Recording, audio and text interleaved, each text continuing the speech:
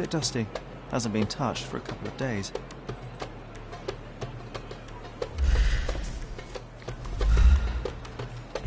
Bit dusty. Hasn't been touched for a couple of days.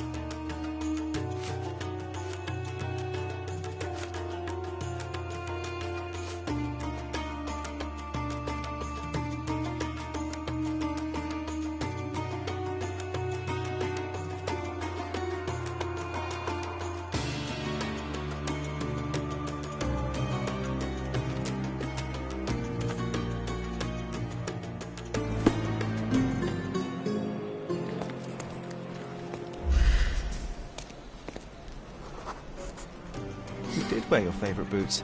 Such devotion.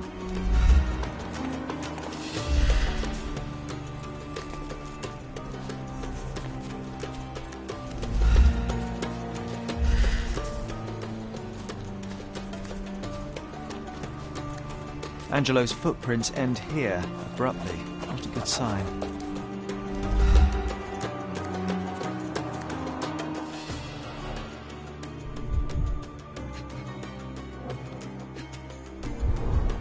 Colourful piece of fabric as a bookmark. An elegant decision. This must have left a grievous wound.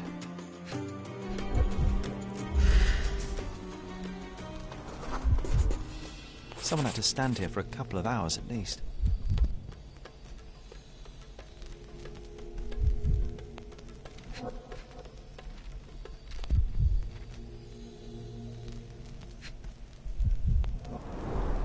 "11 cigarette ends of the same brand. Somebody spent some considerable time here. A hasty job by an amateur, but Angelo was taken by surprise nevertheless.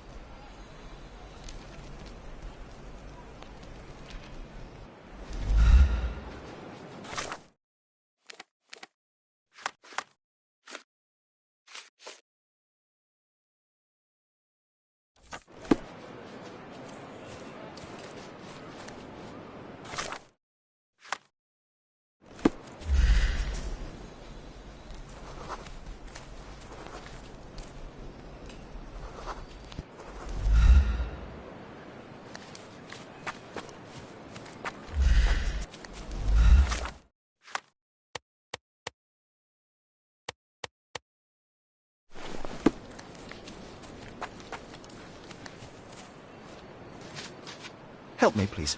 Of course. Let me help you.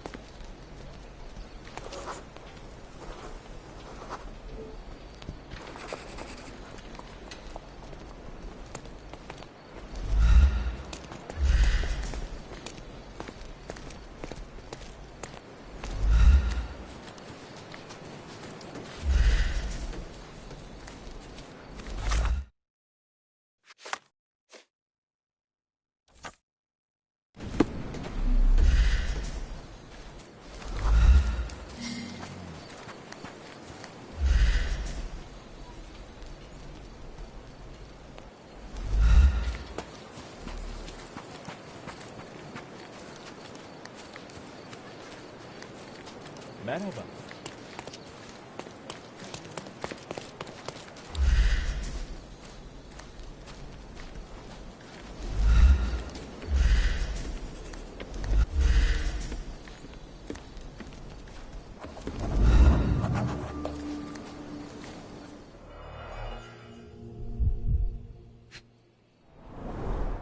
Someone desperately tried to stop the bleeding. Green silk, a bit worn and faded, but still an impressive hat. I think I found the place where they took Angela.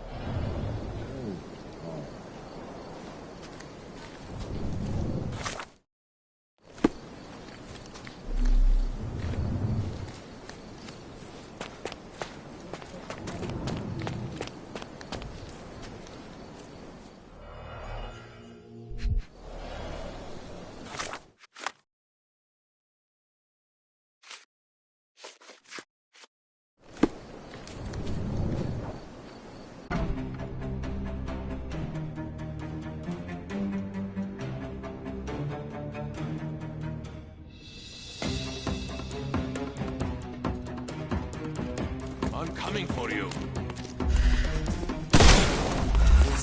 I'm coming. Oh! Don't bother moving. You've lost. Excuse me. No more crime for you until next month. I'm coming for you.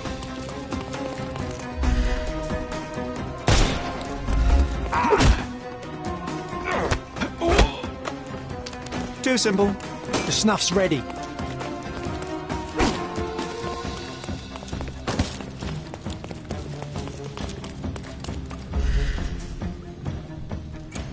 We can overcome the brute now.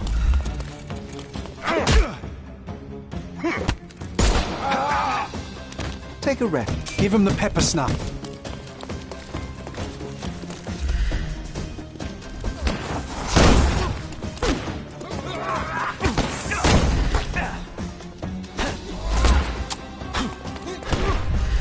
Eat lead! I couldn't miss the party. No more crime for you and... The snuff's ready.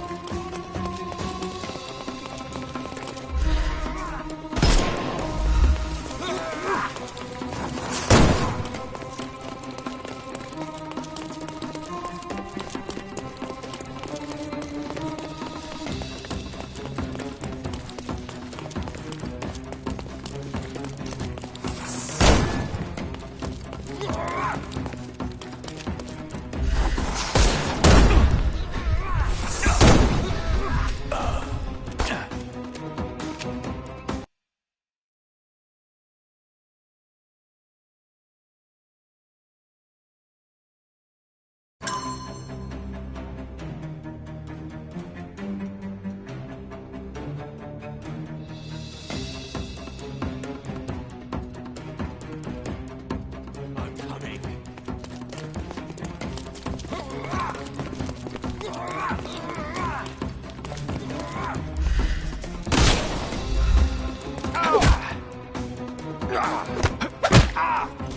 I'm coming for you.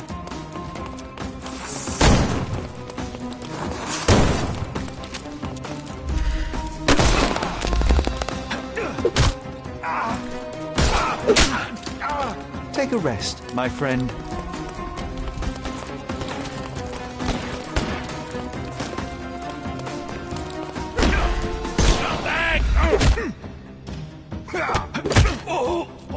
The snuff's ready. Don't cry, you'll live. Give him the pepper snuff.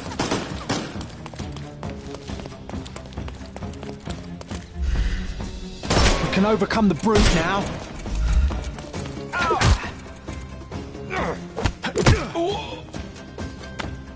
No more crime for you and... The snuff's ready. No, you killed him. Just die.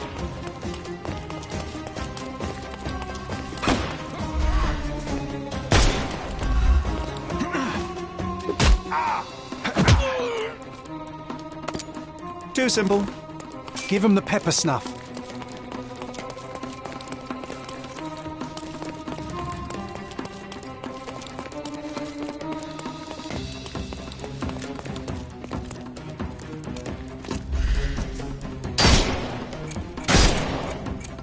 Hey, you could have kept him alive.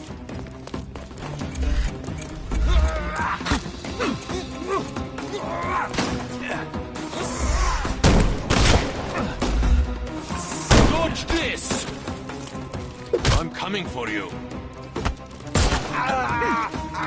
Take a rest. The snuff's... He's all yours now. Go for it.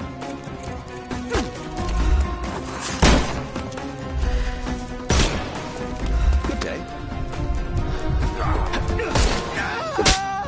Don't bother, Give him the pepper snuff.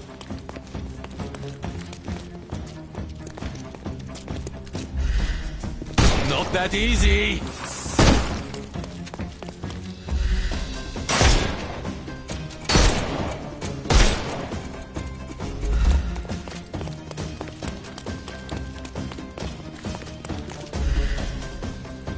Time to knock this guy out.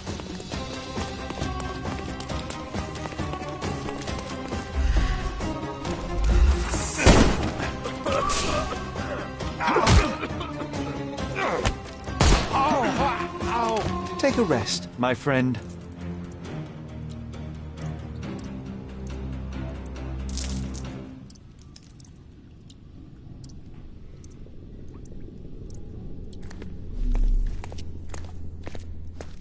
Oh, they got themselves a nice setup in here.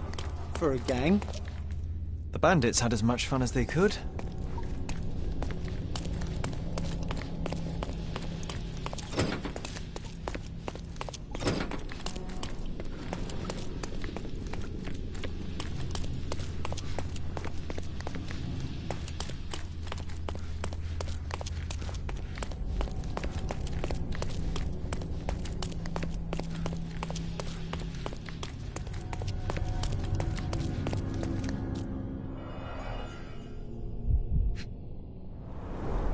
Severed finger. No one deserves such cruelty.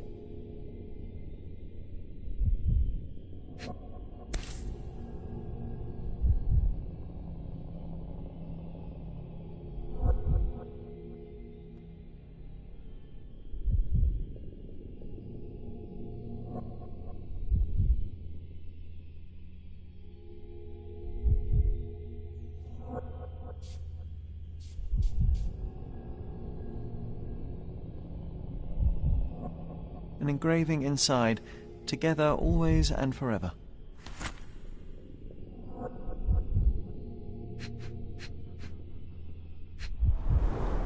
A primary instrument of torture. How vicious one must be to have to use it in such a way.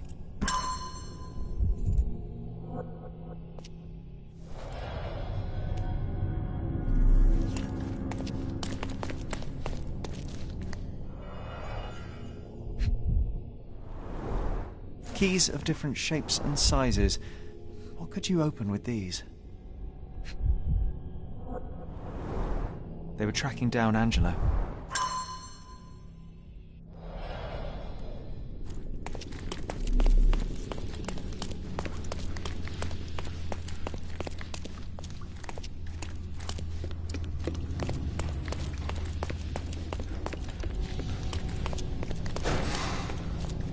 Bloodstains all over the mattress.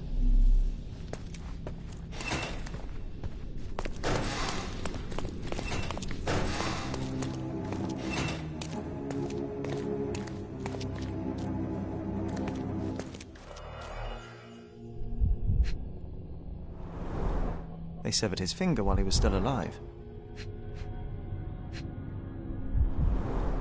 He sustained a great many injuries. At last, I found you, Angelo.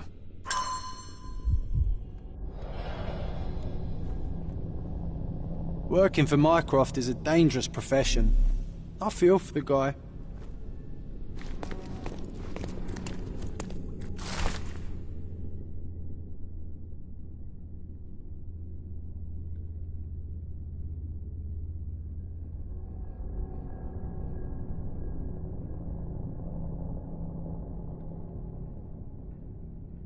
Mycroft should know about this.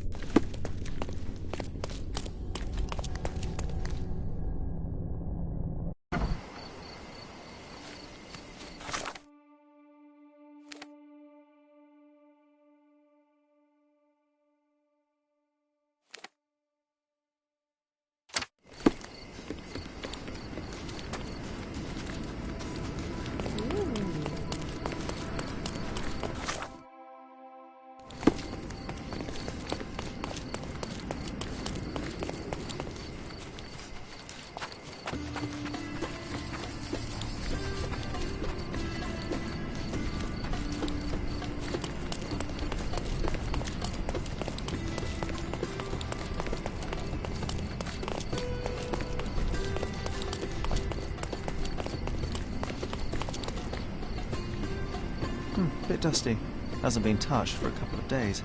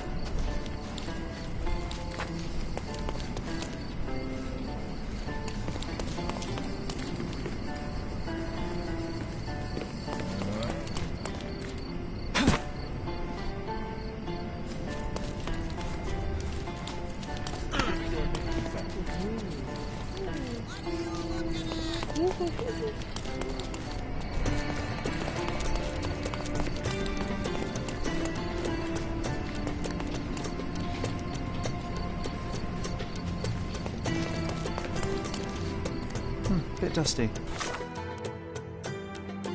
Hasn't been touched for a couple of days.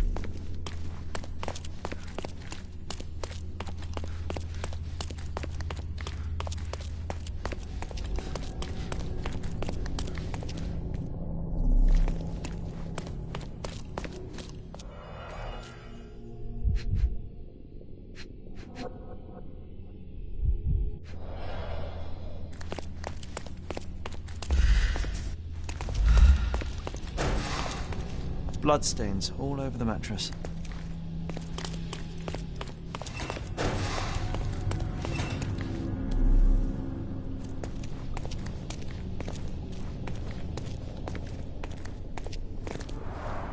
Quite a collection of books, but none of them with FD as the author.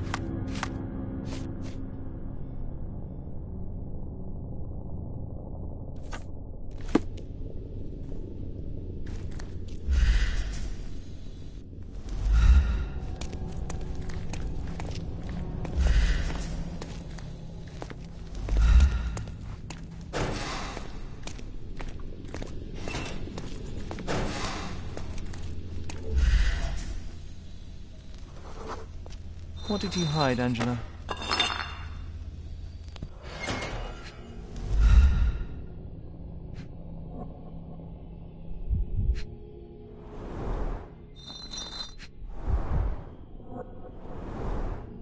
Seems like Mycroft will get the book he wanted after all.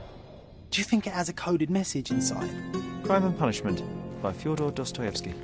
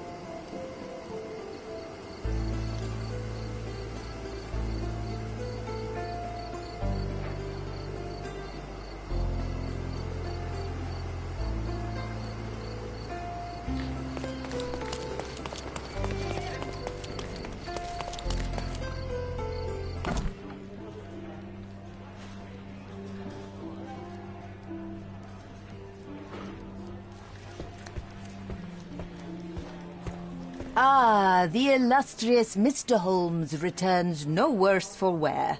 And with a gripping tale to tell, no doubt. While the matter proved rather simple in the end, I'm afraid the details are not for your ears, nor your readers. How very tantalizing. Your brother asked that I collect your report, and a book if you obtained it. Here is my report, and Miss Sertle. He will know if you opened it. I also retrieved the book for Mycroft. Crime and punishment. Sounds appropriate. More than you may think. Uh-huh. How so?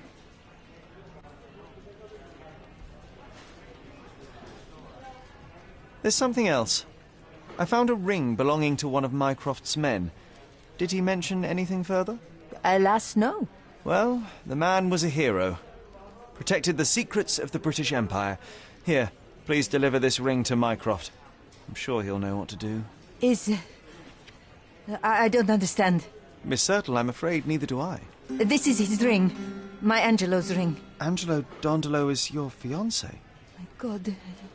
Your brother told me Angelo was sent to Roma. What happened? Where is he? Angelo died in the line of duty, but his bravery saved countless others. No, not Angelo. Not my Angelo. I don't understand. I'm sorry, Yasmin. Mycroft kept this from me. I am one of his best, and he kept it from me. He assured me Angelo would be fine, but he lied. You are not the first victim of Mycroft's cold calculus, and you won't be the last. Your work has value to him, and the truth threatened it.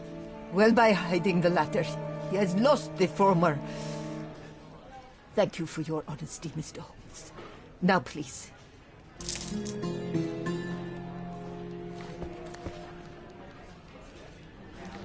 I wish to be alone.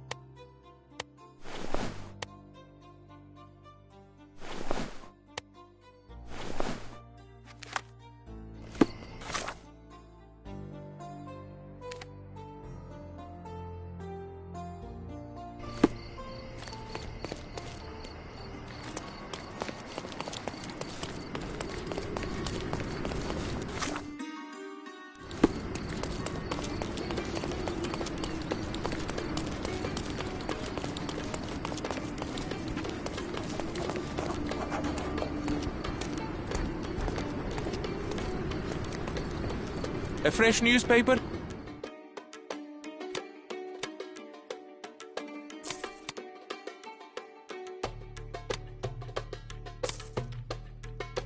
I wish you pleasant reading.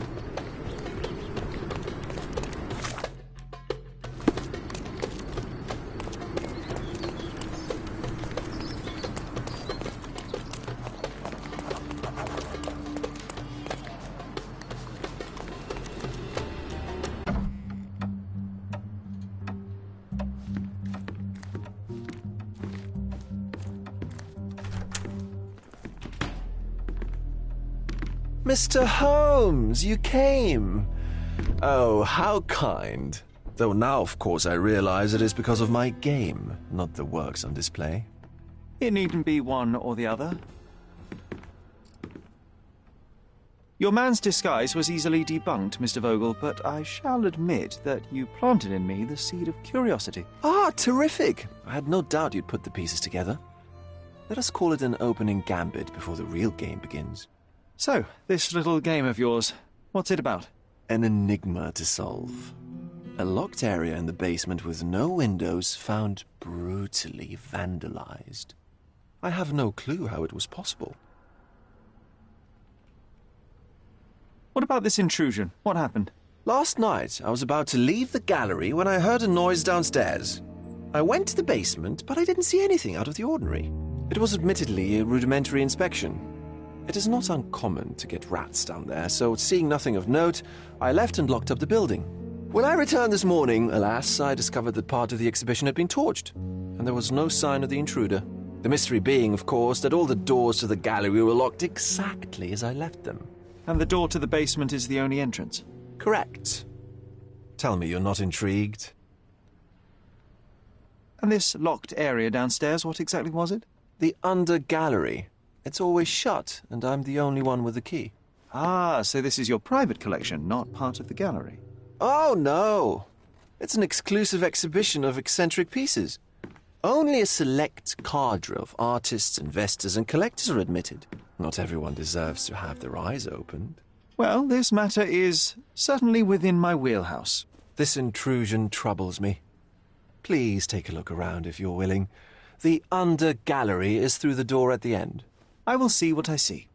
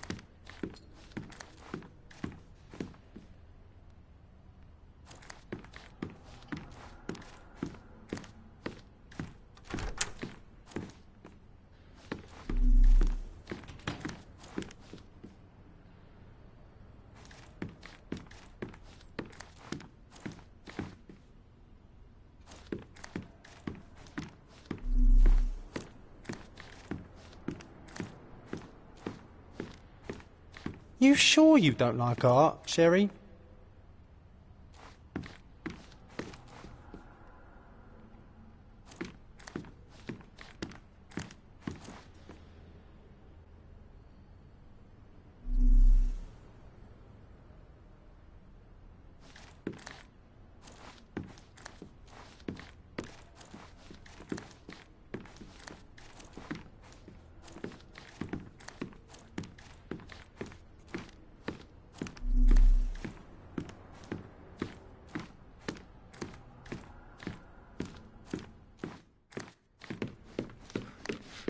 Back home, we've got a taxidermist.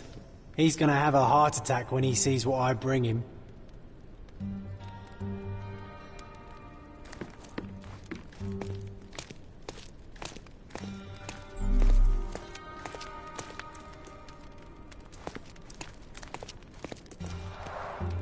A simplistic attempt at provocation.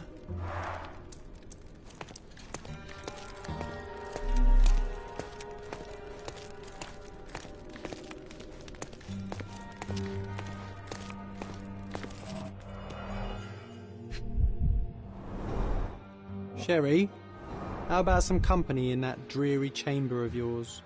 Leave my loneliness unbroken, John.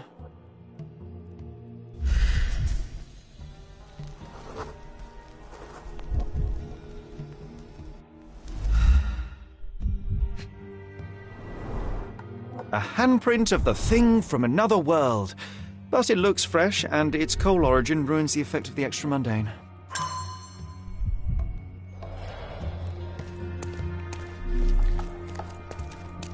Sodden and mould-ridden. One presumes deliberately.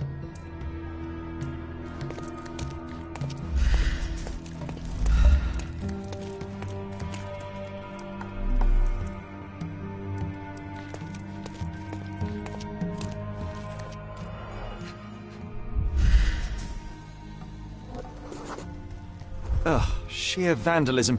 Only an ignorant person could do such a thing.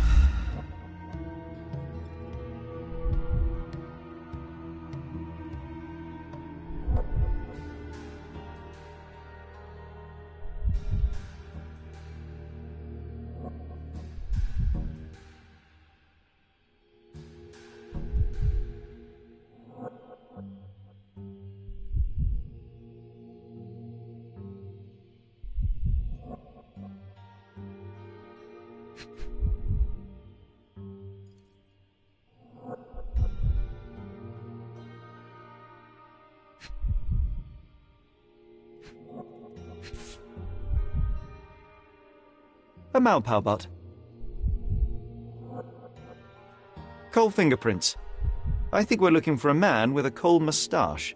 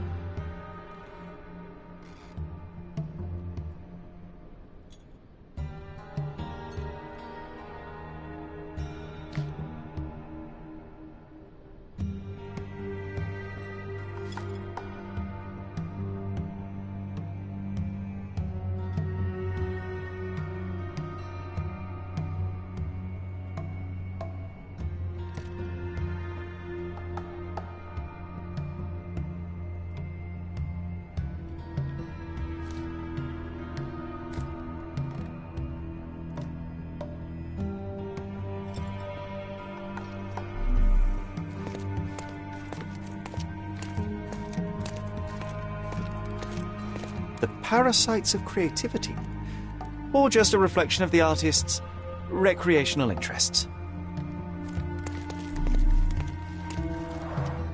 Saturn devouring his son, of grim composition. Unflinching in its ferocity, yet somehow beautiful.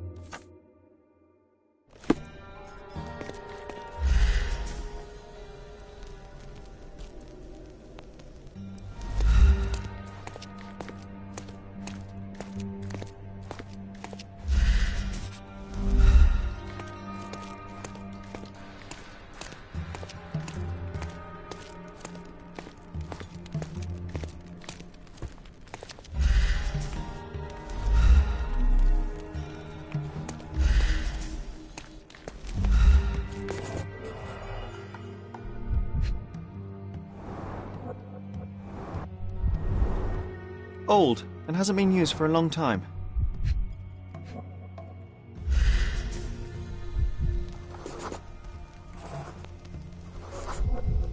The left step's length is shorter than the right. It indicates that the walker was lame. Closed with a metal bolt.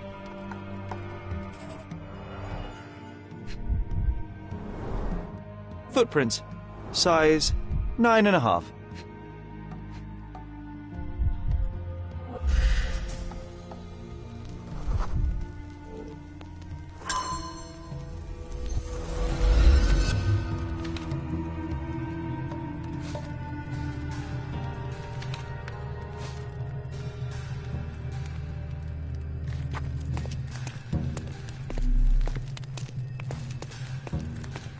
A true artist never shows an unfinished piece.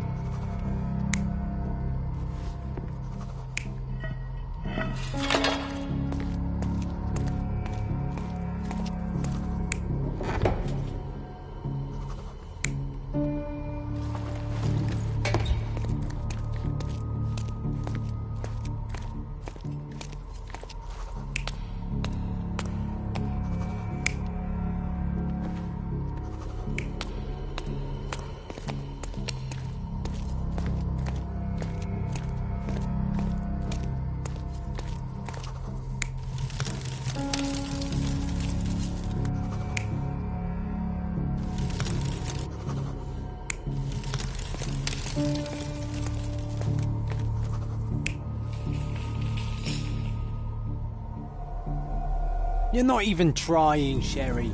Concentrate.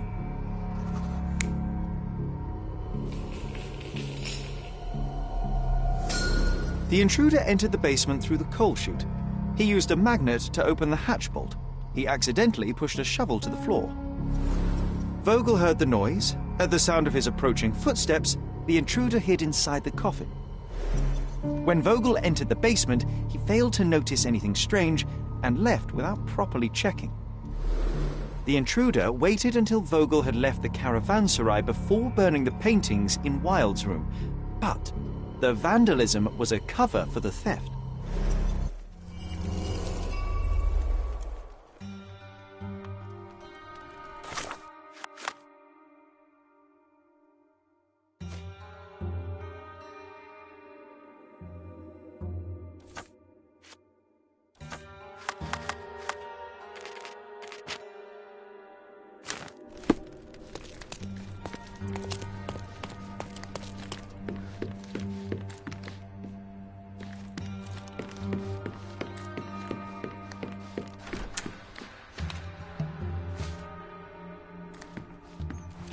The pieces are not what I expected. What do you think my collection is about?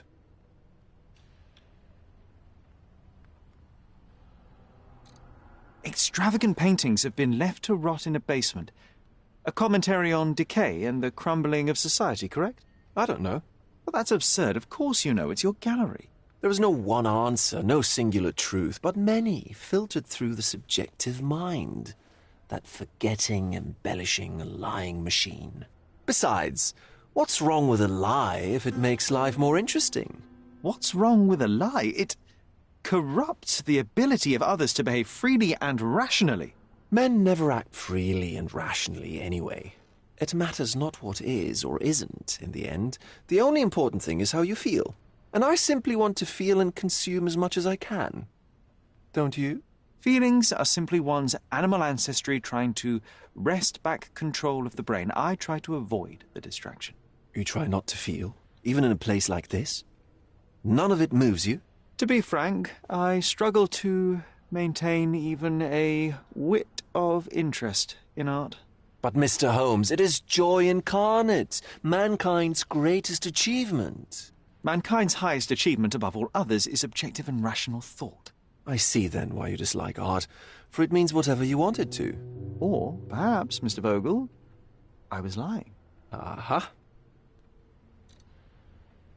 Mr. Vogel, my investigation has revealed that the intrusion was not merely vandalism but theft. The limping visitor left your place with a canvas. That's very impressive. This thief was familiar with the gallery and he was sporting a limp.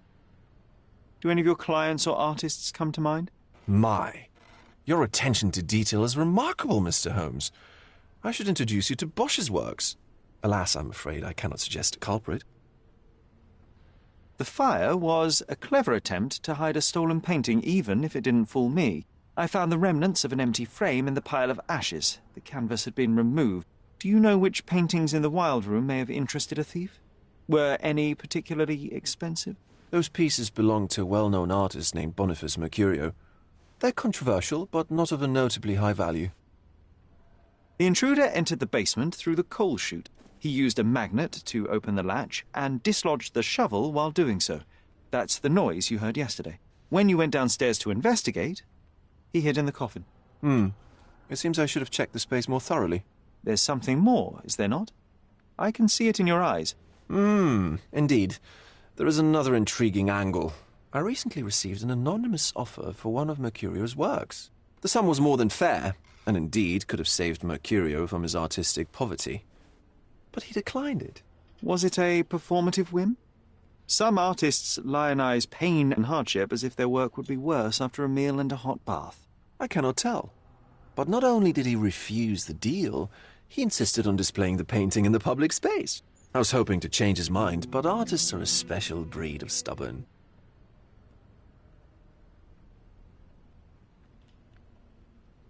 So where can I find Boniface Mercurio? I know he lives somewhere in Old City, but couldn't be more specific. He's a prominent figure, so finding him shouldn't be a problem. What was depicted in the piece? A bound woman, wrapped in robes, being penetrated by a red devil that stared at us, the viewer. The beast had numerous tails growing from his back, and a large crowd gathered around the pair, silently watching the orgiastic scene. Okay, well, given the nature of the other works on display, it's hard to see why that one stood out. What could possibly be its value? The evaluation of art is very subjective, Mr. Holmes. After all, art is everything. A poem, a bruise, the beads of sweat on your beloved skin. Even a masterfully solved crime. I'm not sure I see the connection. Regardless, the painting was one of a series called The Sabbath Night in Cordona. The works depict sex, violence, and other controversial acts that life, for better or worse, contains. Ah, I see. I'm not sure that you do, but that can wait for another time. Well, I believe I have enough to begin. Thank you, Mr. Vogel. Your gallery certainly has unexpected depths. I'm delighted to have been able to please a friend. In return, I expect you to come back with good news. Or at least with a good story.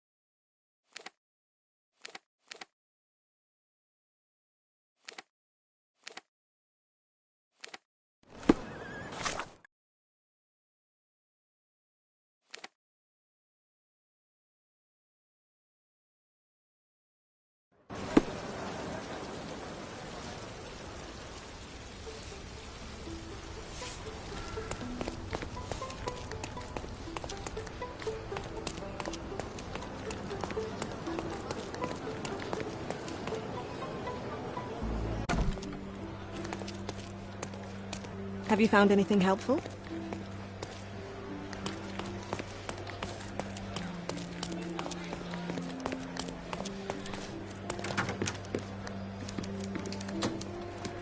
I'll be right here.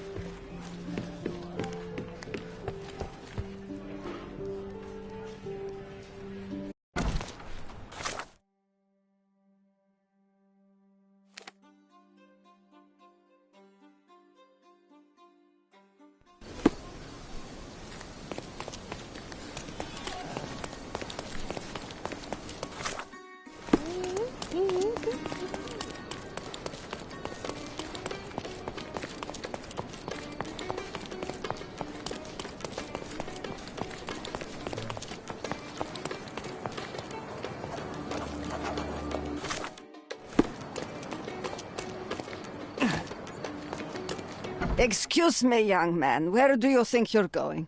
Greetings, ma'am. I'm looking for the... I don't care who you're looking for. You shall not pass. No visitors allowed. I wish to buy a painting from Mr. Boniface Mercurio. Is he at... Dearie, tell me, because old age has made me blind. Did someone write Information Bureau on my forehead? Because I'm not here to answer your questions. Entry is for residents only. If you aren't a resident, please leave, or I shall report you to the police.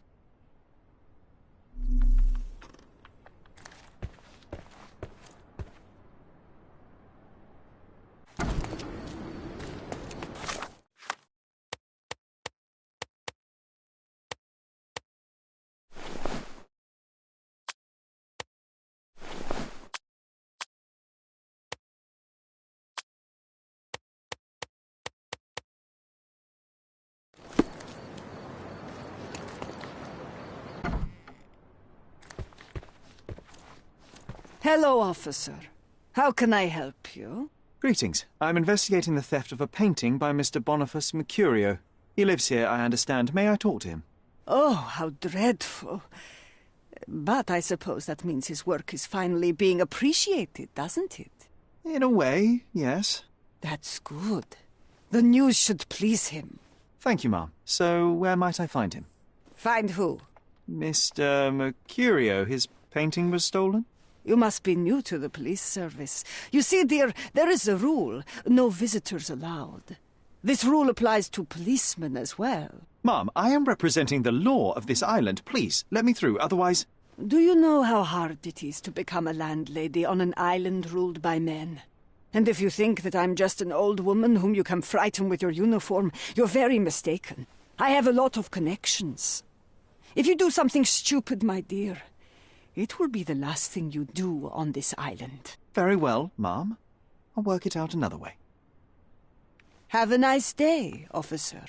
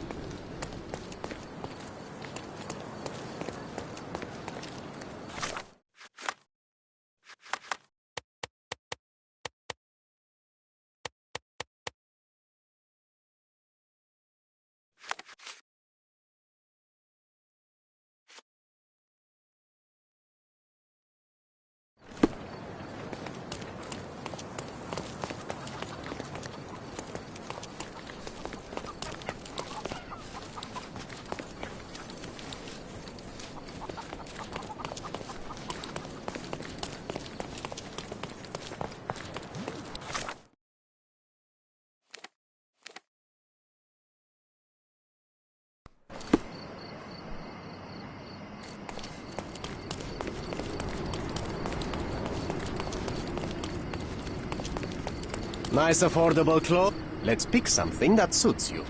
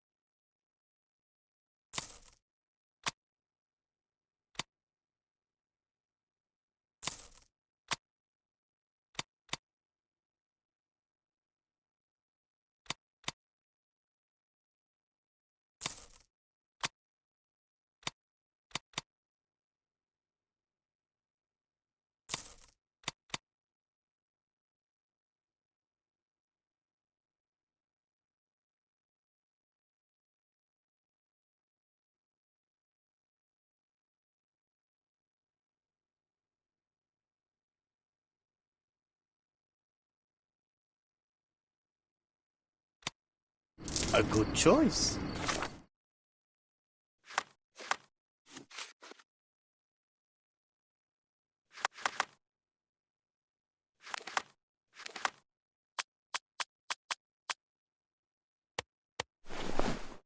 A good choice.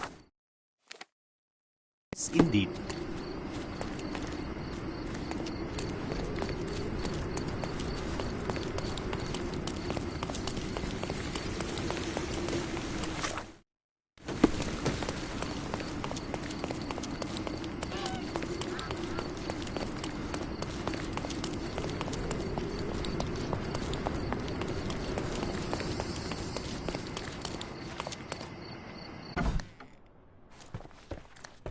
Boniface, sweetie.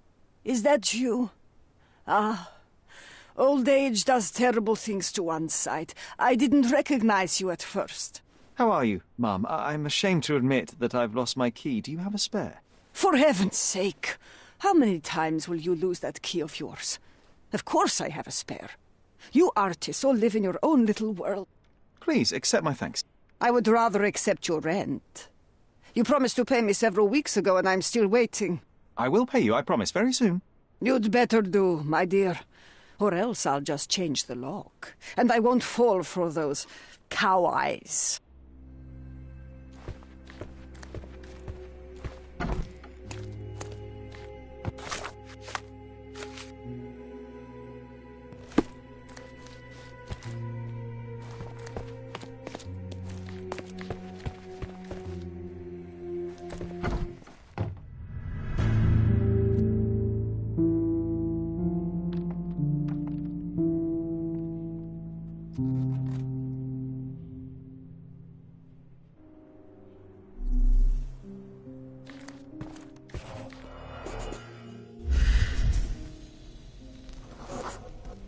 Judging by post-mortem rigidity, the body lay here for 1 or 2 days.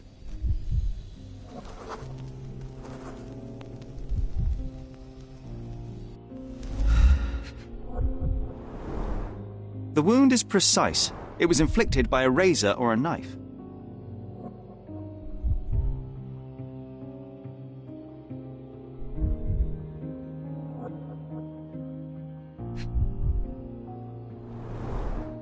Soaked in blood. It seems as if the puddle of blood was here before the rags.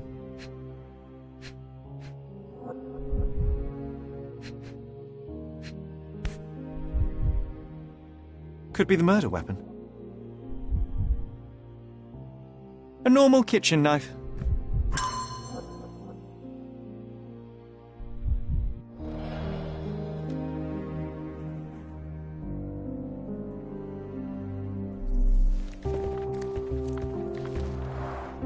Red skin, tails on the back, reminds me of Verda's description of the stolen painting.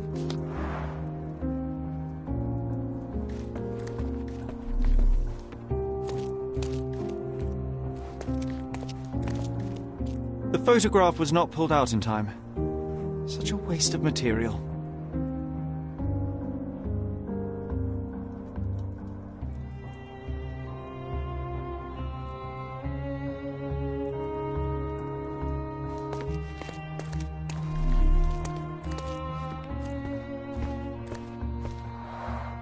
The blood has dried.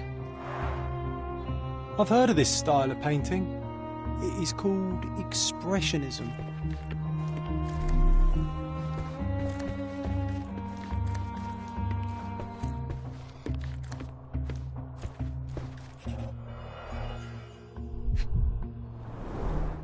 I wonder where he got that fancy camera.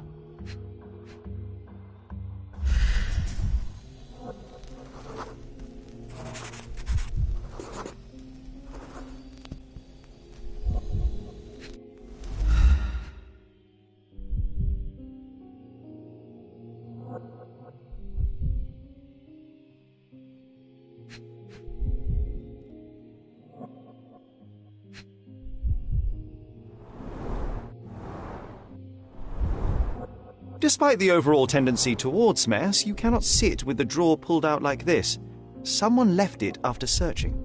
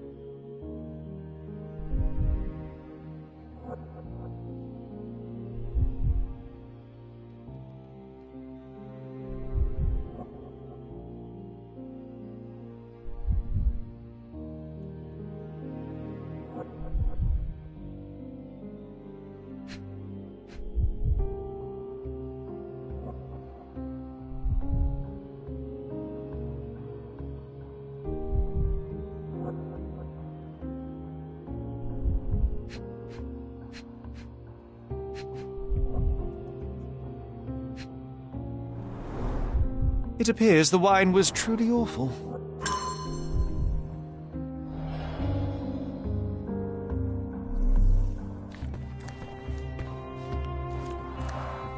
The chest has been searched.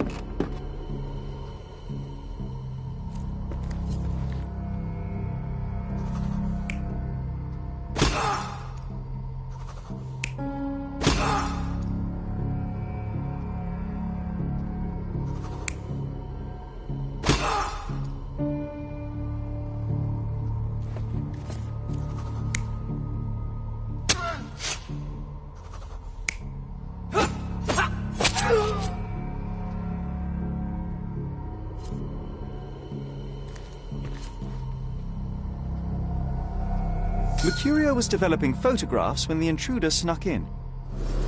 Mercurio heard him coming. While the thief was searching the chest, the painter ran towards him with a bottle in his hand. He smashed it across the thief's head. The intruder had no choice but to defend himself, and the weapon of opportunity happened to be a kitchen knife. Mercurio stepped aside to grab the painting, but the wine-blinded thief attacked Mercurio's throat. When the thief came to his senses, he saw Mercurio bleeding on the floor. He grabbed the rags and tried to bandage him, but it was too late. Why did Mercurio attempt to snatch the painting in the middle of a fight? To strike the intruder? Not with his painting, it was too important to him.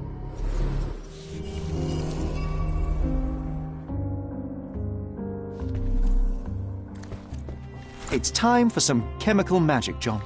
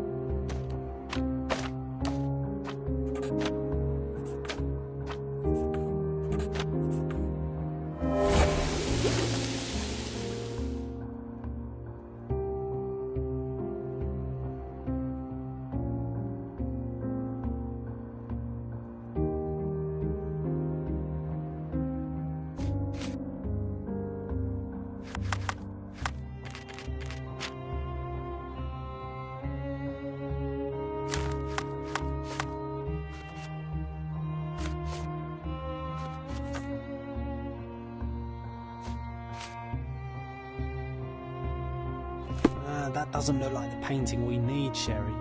As expected, but that doesn't mean it won't tell us anything. Let's put it on the easel where it belongs.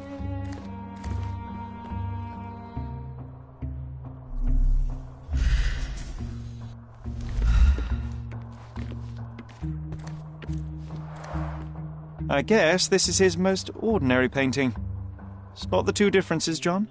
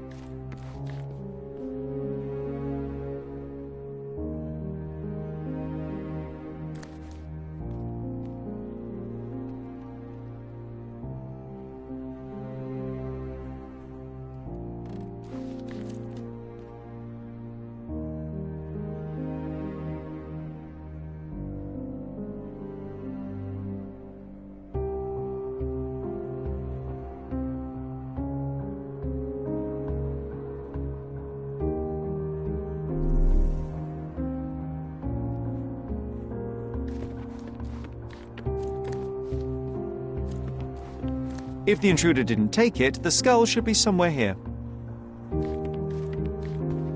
Nothing behind it. Nothing behind it.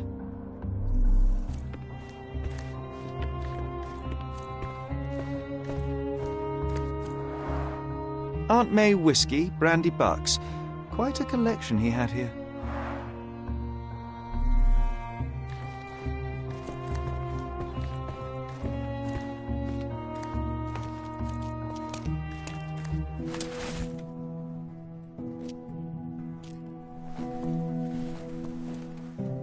Monster was actually a man. Poor girl. John, you ought to be thrilled. We are now hunting the devil himself. What were you saying, Sherry? I was too busy sketching the scene, you know, crimes and such like, daily routine. Did you find something? A photograph. It depicts a man in a red suit with tails sprouting from his back and multiple people in masks watching the scene. It all adds up. But the act of love, it wasn't given willingly, John. It was a violation. And the girl, she was with child. Give that to me now. Did you recognize someone? No. Although the victim is not from Cordona, she is African. Look at the ritual scars on her face. Get that image out of your brain. You have to continue the investigation. I must speak to the landlady. Perhaps she saw or heard something. Sherry, you cannot tell her the truth about Mercurio. It will hurt her. John, that's illogical. Sooner or later, she will come here and discover a corpse, and I still need to talk to her. Just avoid mentioning corpse, all right? Stick to the character, tell her to call the police. I'll take that into account. And wait here. I've redrawn the people in the photograph. Now you can proceed with your investigation without those horrific details.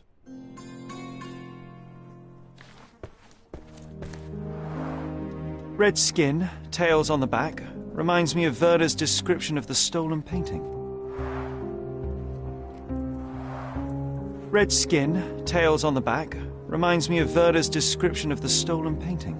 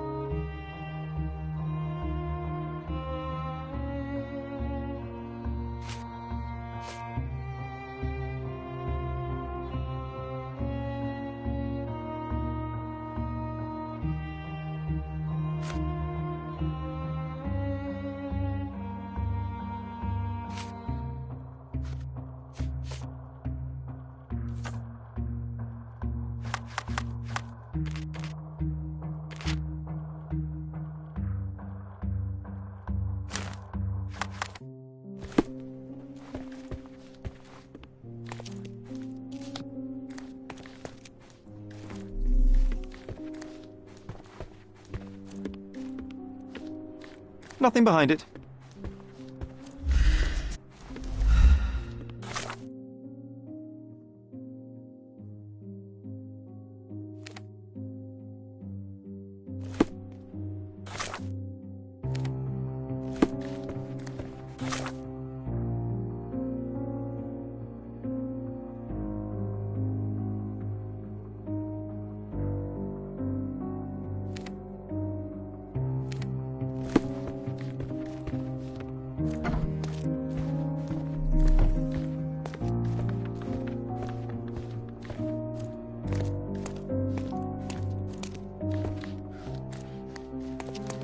What's wrong, dear?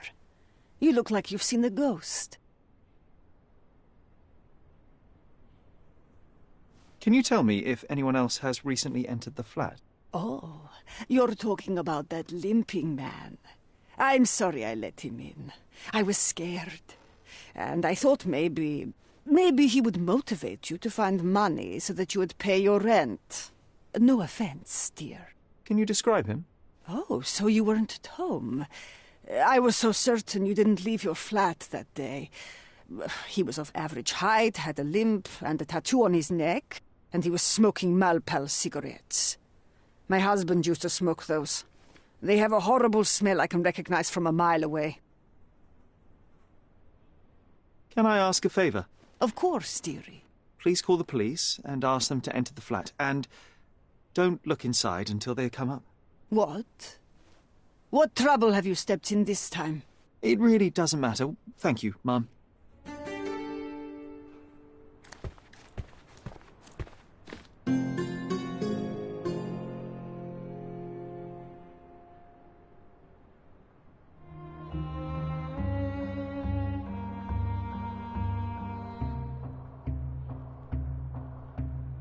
Phew, Sherry, that was close. But you did everything correctly. Now, take off your outfit. I can't let you walk around in a dead man's clothes.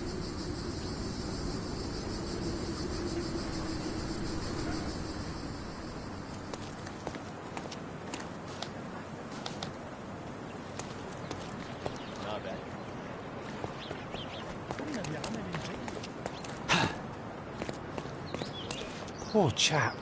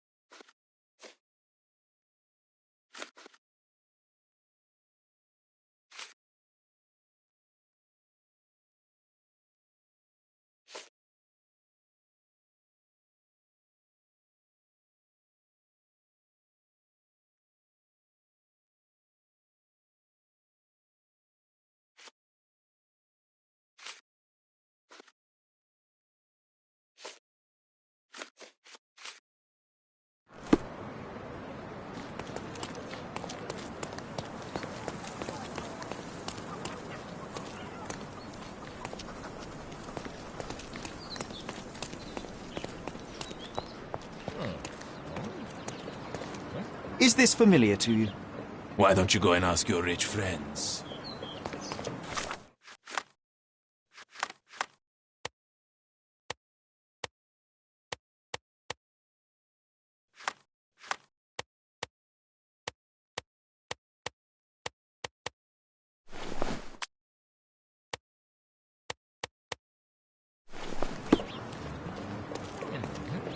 Is this familiar to you?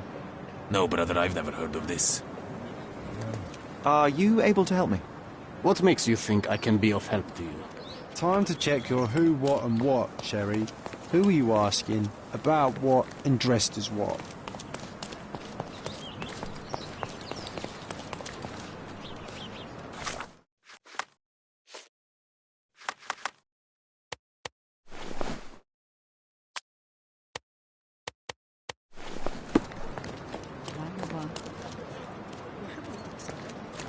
Is this familiar to you?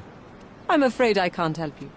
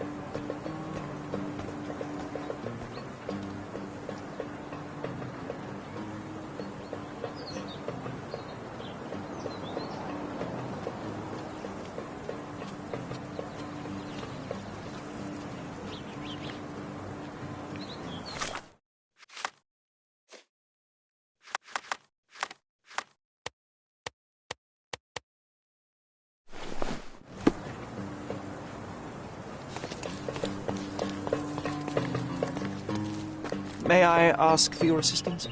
Nah, never had nothing. Are you able to help me? Oh, I've heard talk.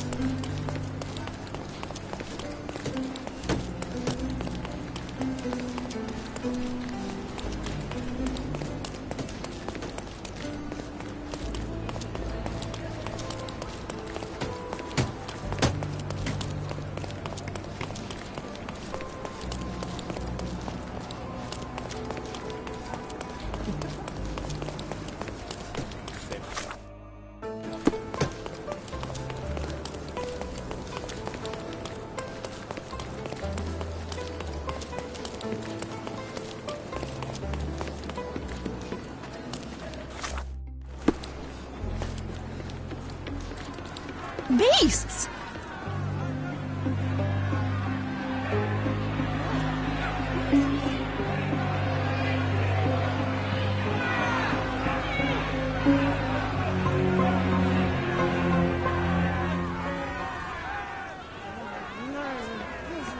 Murderers!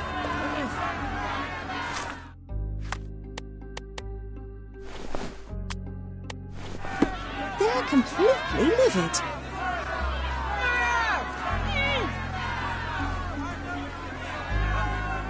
Sir, this place is off limits to the public.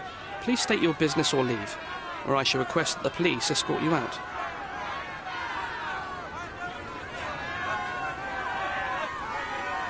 My name is Sherlock Holmes. I'm from City Hall. They sent me to oversee the situation. No, you're not. I'm the supervisor of the camp, and I'm the one who's handling the current situation on behalf of City Hall. Ronald Harlow at your service. Now, sir, tell me who you really are, or you'll have to explain yourself to the police. I have full authority to request they detain you. Very well, Mr. Harlow. I am a private investigator. I'm looking for a witness on my case. Sherlock Holmes is my real name. A private investigator? Really? Even so, you're not authorized. I can't let you in, so please, step back.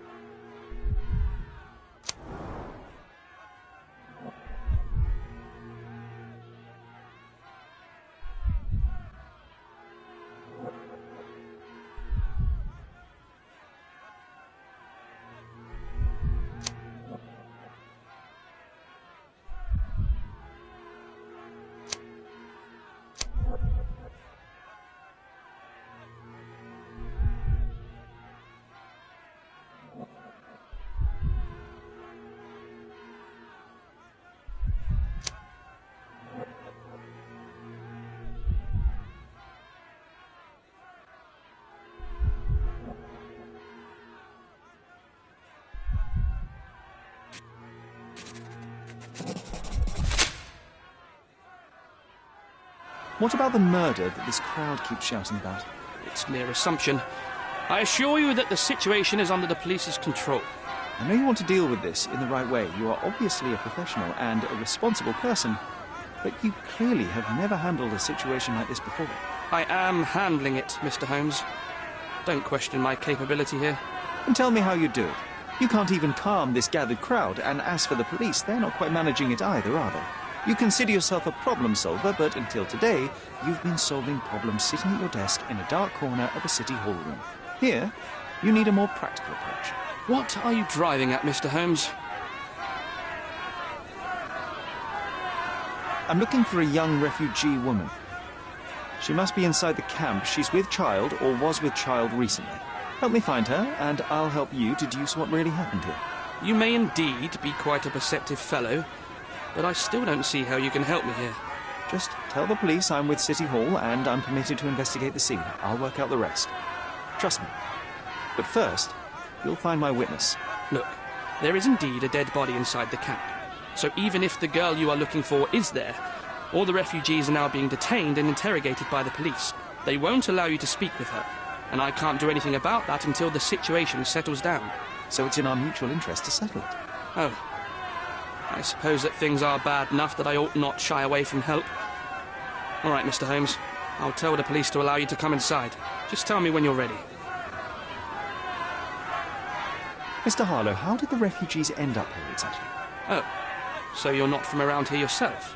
I've been away for some time, but I read the papers. Yes, this whole story has been in the papers for almost a year now. They were smuggled to Cordona on a ship from Africa. Smuggled? Then why didn't you deport them?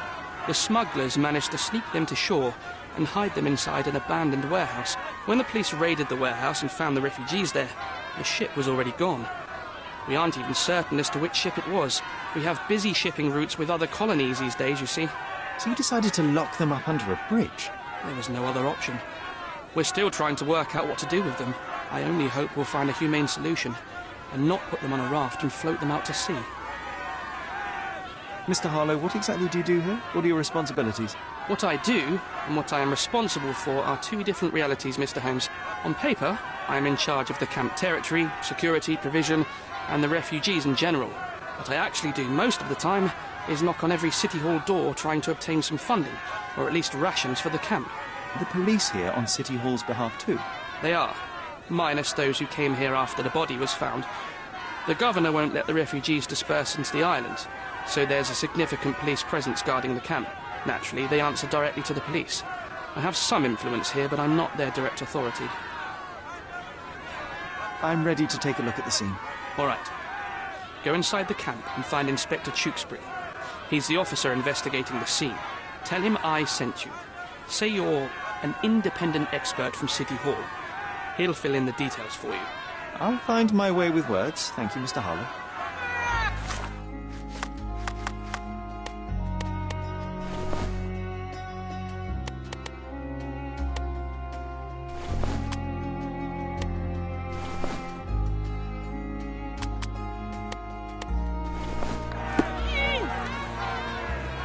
Who isn't allowed to visit the crime scene these days? So they keep these refugees under a bridge like proverbial trolls. No wonder the people outside are so disturbed.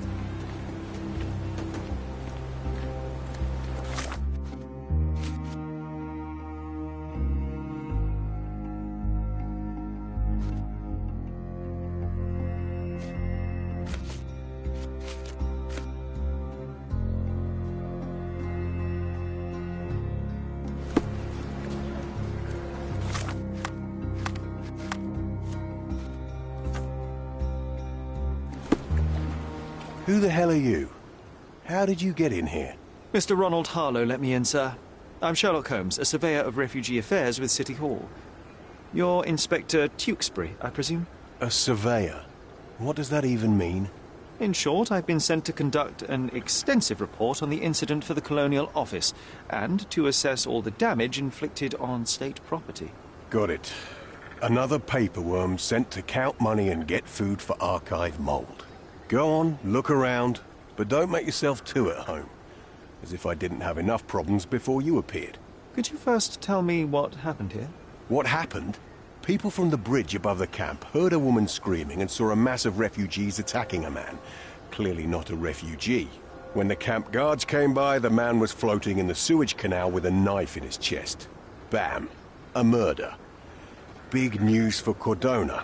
I'm sure. Thank you, Inspector. And none of the refugees were harmed? One fellow was cut. He's lying over there near their kitchen. He's in a bad way. You mentioned a woman screaming who attracted the bypassers on the bridge. Was she harmed? No, she's all right, but perhaps the whole debacle started because of her. She started wailing and the refugees stood up for the girl. And where is this young woman now? Back there in the shacks, same as the rest of the refugees.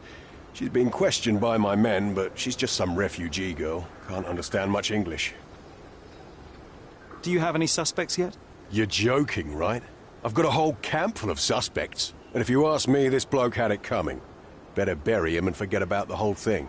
And now there's a crowd gathered at the camp, and my superiors say we must thoroughly interrogate the refugees. At least those who can understand any English. Do you believe that your superiors wish to get rid of the refugees? I think that both our superiors would rather keep the story quiet. Since that's an unaffordable luxury now, they're looking how to protect their public image. That's why I have to waste my time waiting for my people to turn every stone and befriend every refugee. Did you learn anything about the dead man? The fellow looks like a thug. I've had dozens like him fished out of the sea over the past 20 years. Ever since these refugees arrived, there have been people on Cordona with bad blood in them. My best bet is that this thug had something against them too. And no clue as to his identity? He had some items on his body, but nothing to indicate who he was or where he was from. I think I should catalogue his possessions in my records. Go on. They're on the table near the body.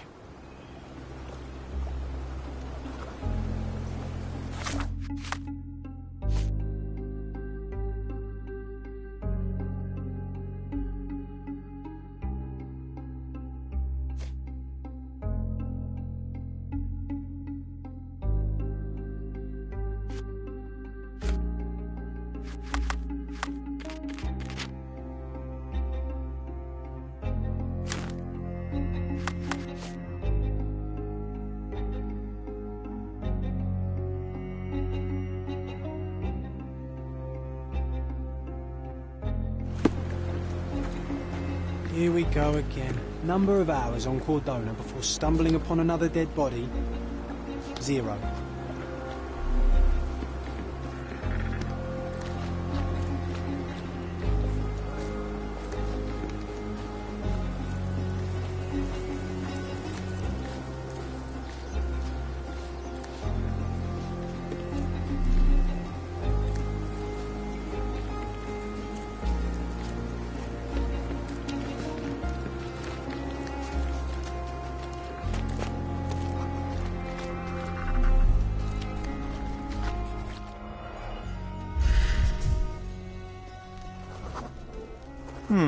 Coal dust under the nails. I don't see much coal around here.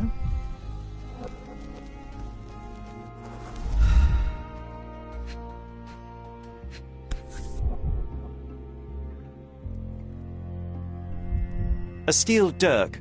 Sharp. A common accessory among sailors and soldiers.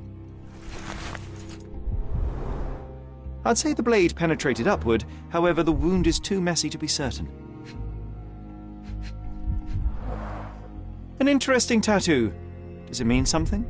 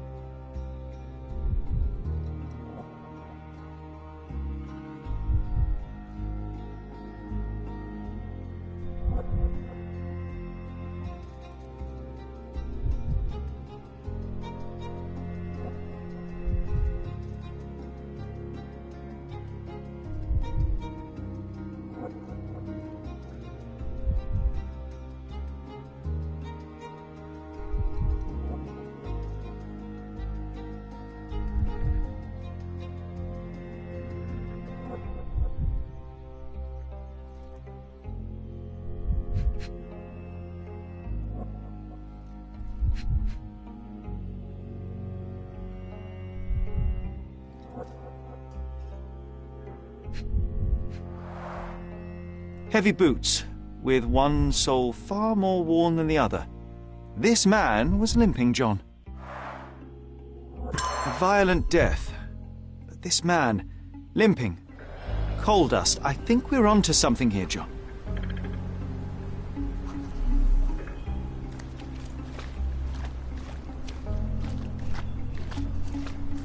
If they find out about the passage, everything will go to hell.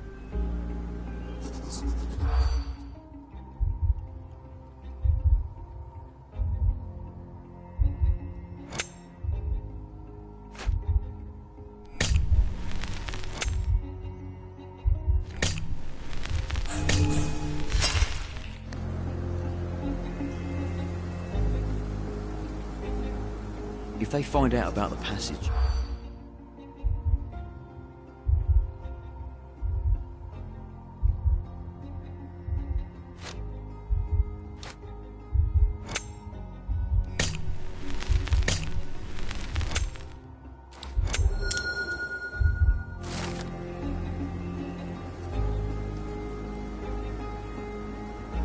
Nobody will know anything if you keep your bloody mouth shut. The coppers smell... Sherry, just look at this. Living quarters in a sewer. What kind of a genius bureaucrat came up with this idea? We have seen some dark places in Cordona, but this...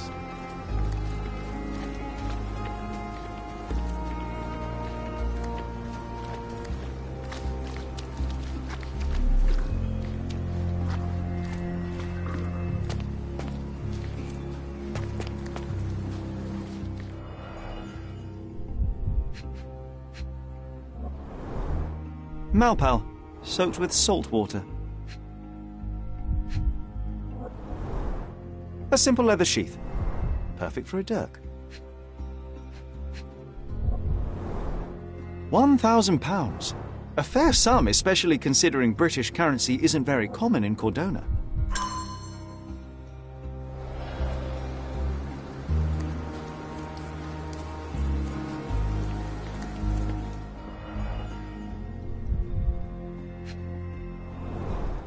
Someone bled profusely here.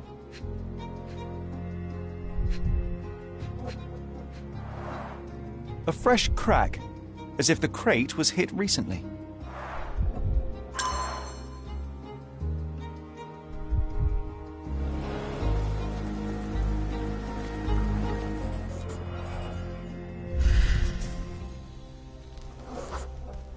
A furrow in the ground. A blood trail leading to or from the canal.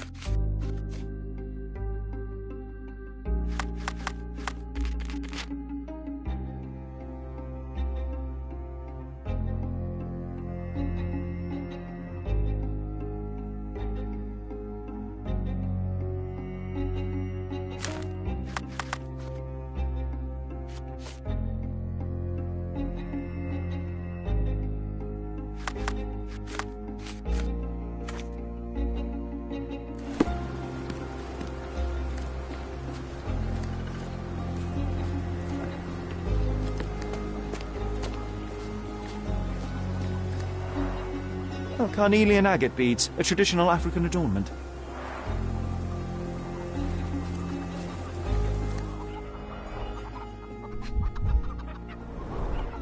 The blood sprayed off the blade after the strike.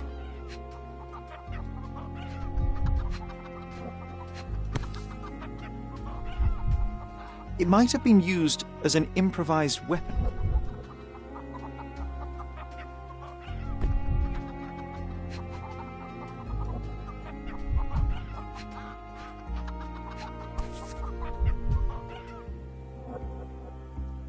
No hint of blood or impact.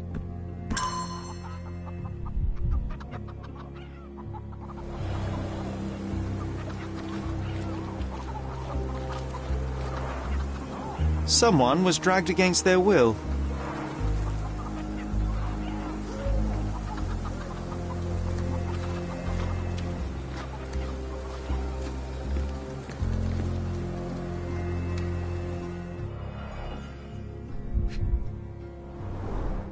The cut is deep, potentially serious if not treated immediately.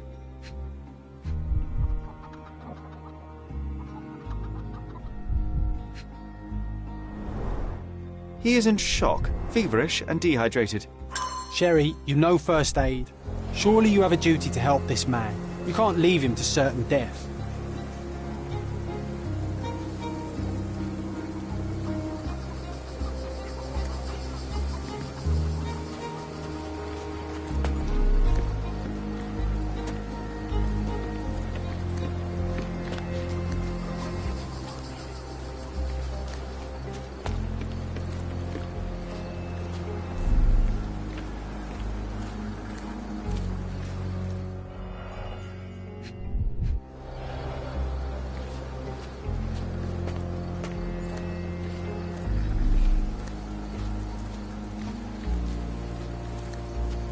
Our dead fella truly has had a day of misfortune.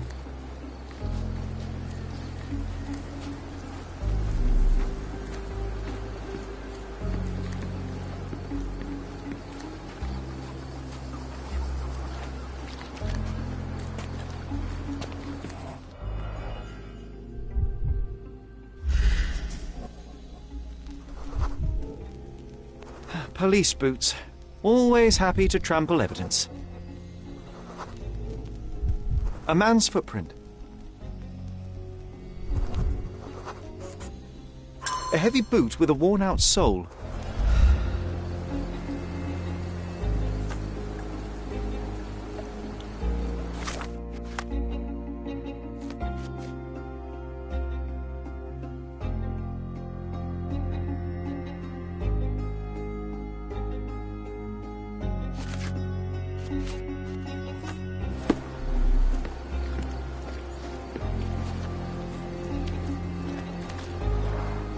Clearly a left handprint here. You know what? I'd like to understand. What? How did our dead man end up inside the camp in the first place?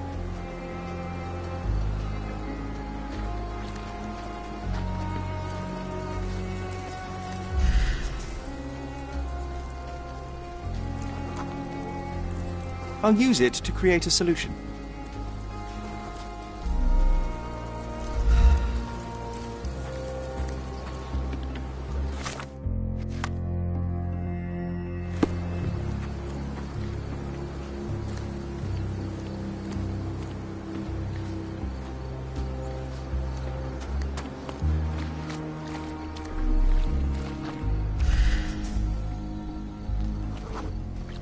I can use this to stop the infection from spreading.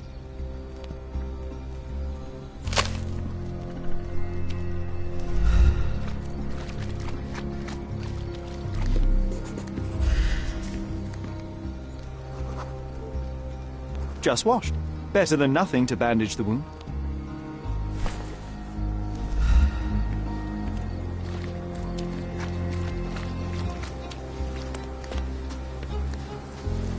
I've collated all the ingredients, now to prepare the first aid solution.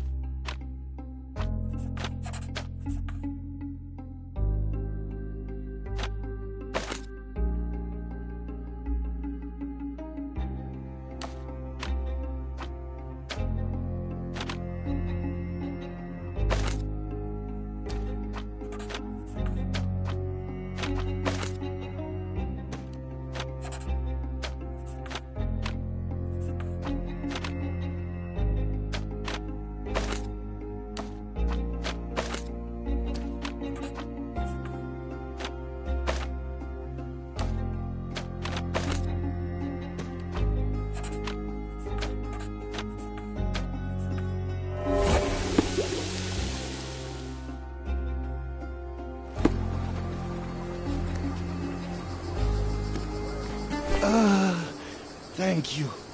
This should make you feel better, my friend. Now remain lying down and drink as much water as you can.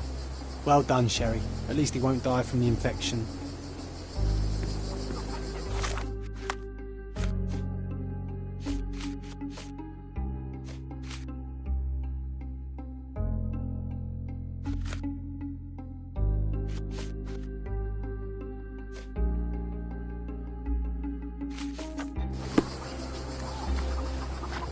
The refugees have been detained and will not leave until all the circumstances are clarified.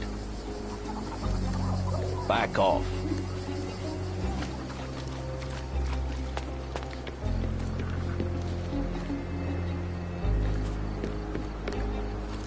You still here?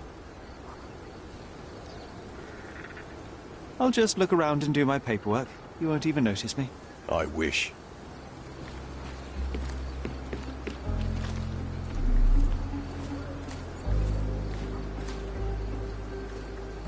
May I ask you something? A solid question, sir, but I don't have the answer.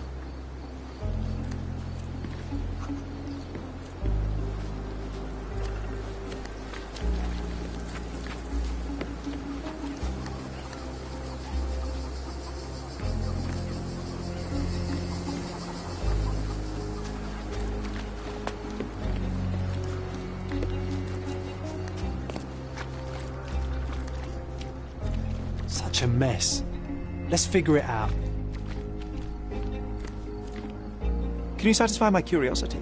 Nothing I can tell you, sir, but others might know more. Could you help me? Nothing I can tell you, sir, but others might know more. You obviously haven't thought this all through. Or are you just annoying these people on purpose?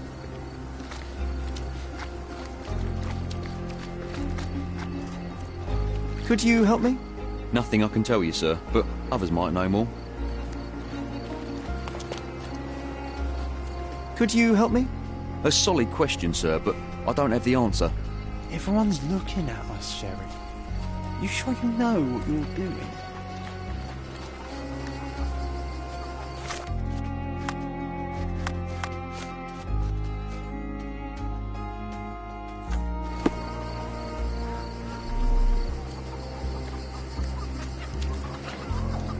Back off.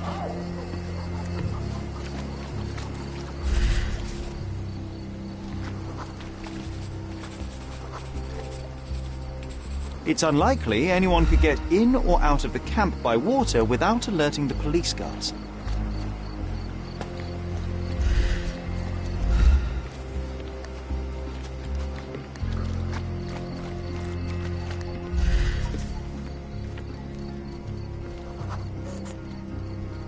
Sealed shut. I doubt our man could get through these grates.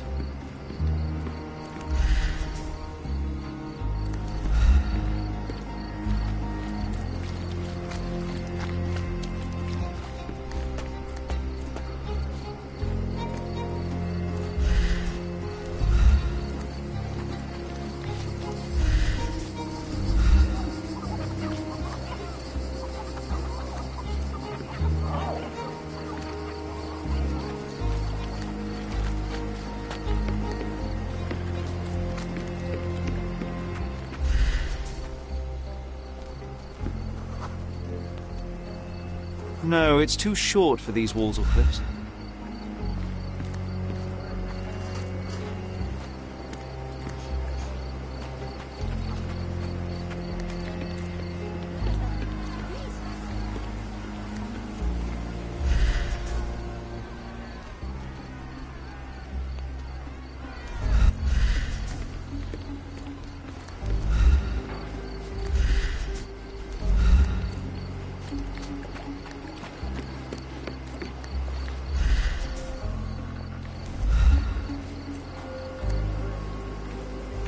These events are fractured into so many pieces. But I know you can collect them all, Sherlock.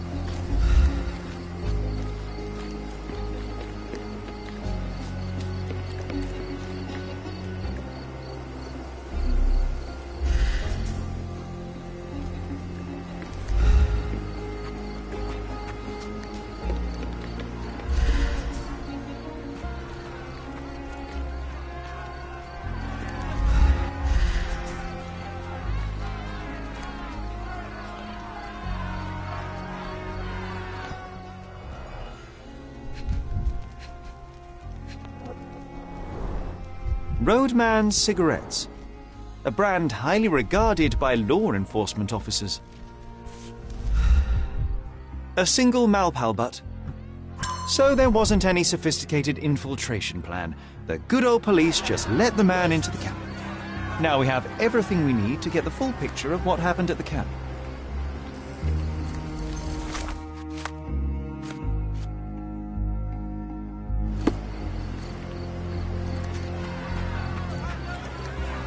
I hope I'm not making a grave mistake in trusting you, Mr. Holmes.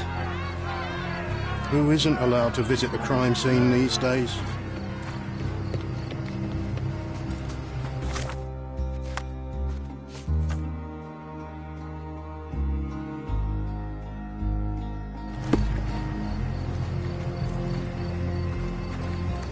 You still here?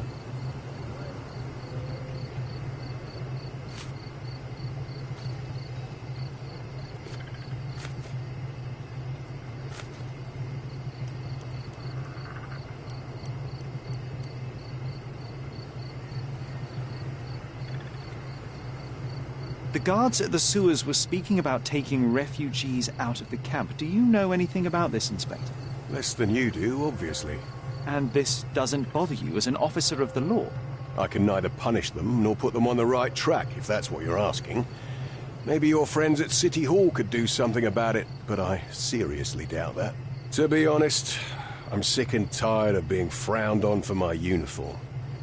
If those fine gentlemen you've eavesdropped on are in some shady business, that's on their heads.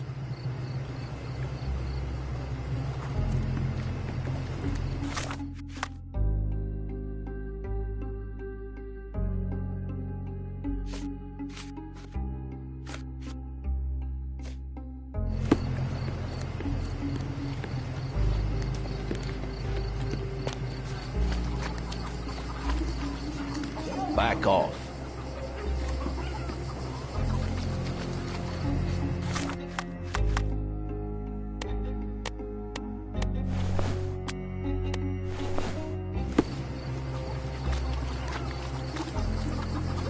Back off. Back off.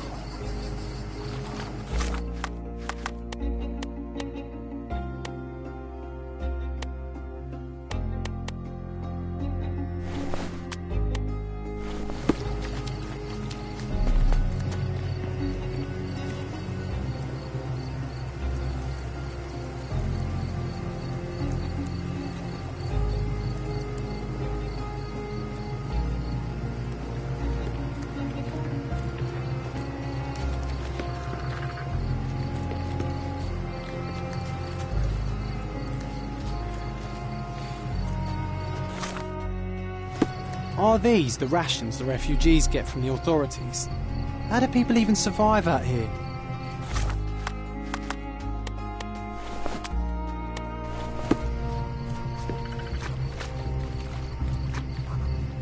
Help me, please. Unfortunately, my casebook is empty on this.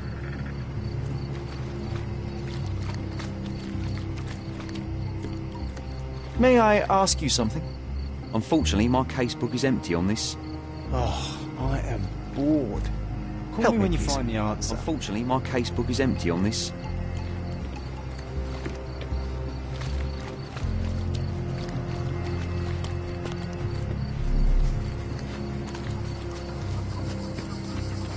Help me, please. Oh, I don't know about that. Ask one of the others. You obviously haven't thought this all through. Or are you just annoying these people on purpose?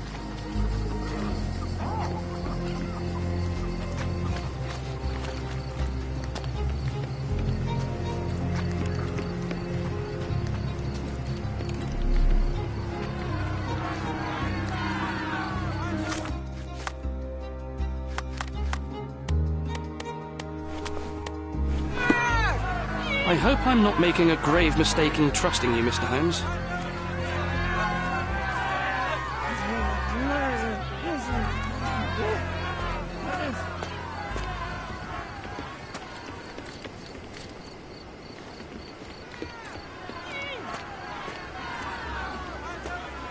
Can you satisfy my curiosity? Doesn't remind me of anything. Someone else can help better, sir.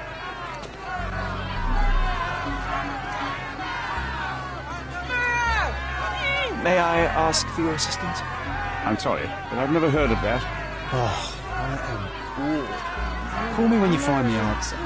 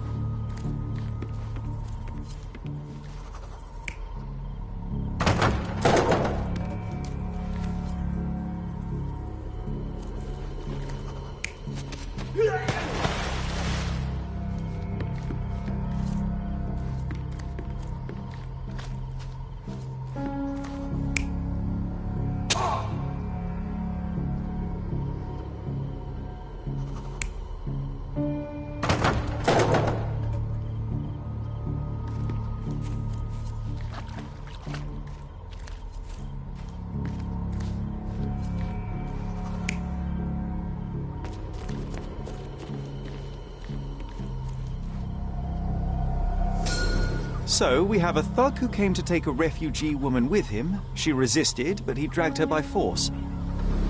One of the refugees stood in his way, armed with a stick, yet he could do nothing against a cutthroat with a blade. The man didn't anticipate that the other refugees would intervene and stand against him. In the confusion, the woman managed to break free. The thug took fright and fled. He was stopped by the falling crates. He stumbled and fell, piercing his chest with his own blade. However, the wound didn't cause instant death. He managed to stand, but still bleeding, he lost his balance on the bridge and fell. Before all of this, the man had freely entered the camp through the main entrance. The police admitted him after they had a short smoke together. You live by the sword, you die by the sword. In our man's case, it's the same sword.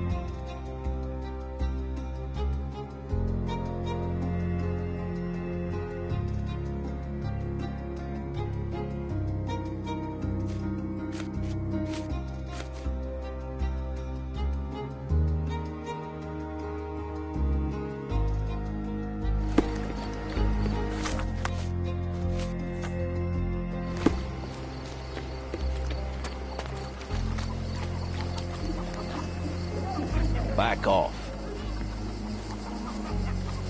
No one deserves to end up in a place like this.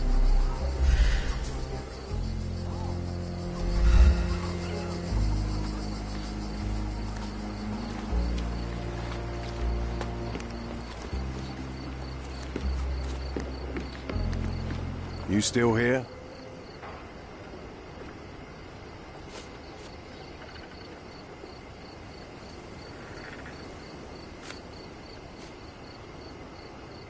Your problem, not mine. Inspector, I believe I can aid your investigation. I know who the dead man is and what really happened here. You do? Well, good for you. But I'm afraid I'm not the one you need to share your findings with. Speak to Mr. Harlow here. He's the one responsible for settling things in the camp. You don't even care to listen? Oh, I do care. Maybe even more than I need to. But I'm only here today to lock the place up, question witnesses, and file the facts. It's sad, but coming up with conclusions is not among my tasks here. You fellows at City Hall do that. Anyway, speak to the supervisor. I'll just stand by and listen to what you have to say. Mr. Harlow, your refugees didn't murder anyone. What? Pray tell me what you've learned. All right, listen carefully. This might solve one problem for you, but will create a few more. Oh, well, that's a great start. The man came to the camp intending to kidnap one of your refugees, a woman. What he didn't expect was that the refugees would stand up to protect the woman. A brawl had broken out. In the chaos of it, the man stumbled over those crates and fell on his own blade. How do you know he fell on his own blade? The wound in his chest was inflicted from an unusual angle. It was not an offensive stab, shall we say. The refugees didn't touch him. And judging by the blood at the scene, the intruder managed to raise himself but was unable to walk very far. He ultimately fell into the canal. But how did he sneak into the camp? Why didn't the police see him? And this is where your new problems emerge, Mr. Harlow. What do you mean? You're not a dull-witted man. You know what I mean. There is no feasible way to get into the camp without the police guards knowing of it. The pile of mess I had to sort out has just become bigger, but somehow that doesn't surprise me. Anyway, I thank you for your help, Mr. Holmes. I'll take it from here. Meanwhile, I'll make sure the police aren't detaining the refugees any longer. You can go back in and look for your witness. You think one small clerk can make any difference in this place? Who knows, John? Just one ill-fitting cog could make the whole machine crumble.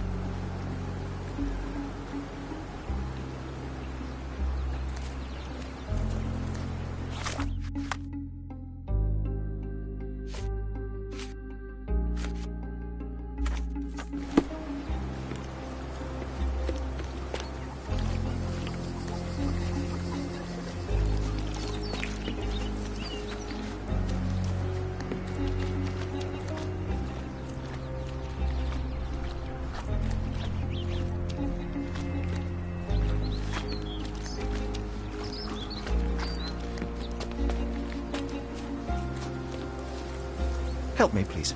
They often take us from the camp to work. Most don't mind, though. It's the only way to get a glimpse of freedom.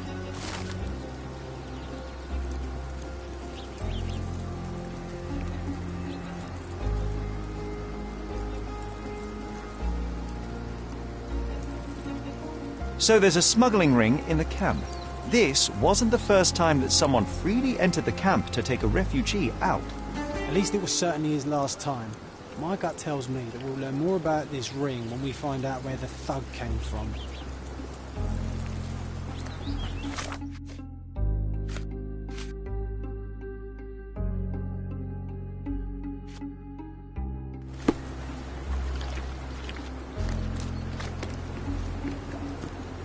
You're disturbing a hornet's nest here, son.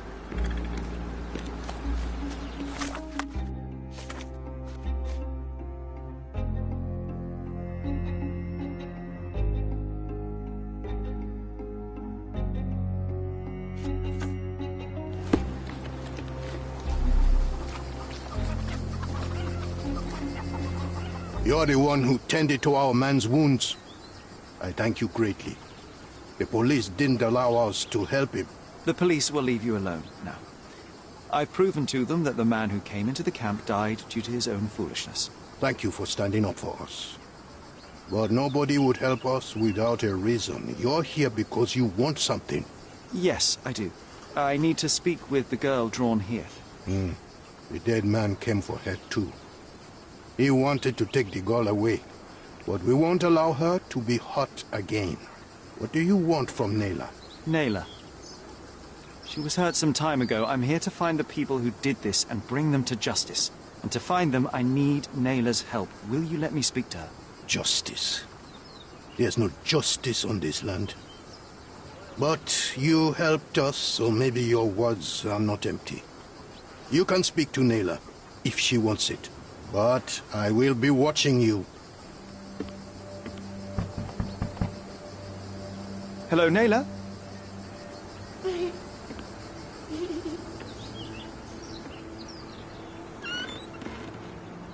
My name is Sherlock. I know someone hurt you. I am here to help. I'm trying to find the people involved and bring them to justice. Please. There is a photograph, and I'm sorry, it is terrible, but I simply must ask. Where did this happen? What can you tell me about these people? Christ, Sherlock. Naylor, I'm sorry. I'm not very good at this. You come here for me, but you are rude and cruel and condescending. A cross. The man had this cross. Now go away. Leave us be. I do not need another white man's help.